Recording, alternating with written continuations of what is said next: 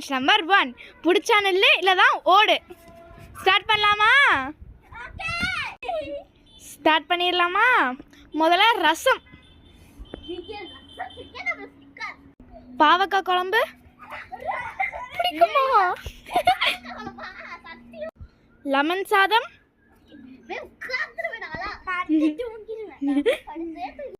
புளி சாதம். எப்படியா? மீன் குழம்பு,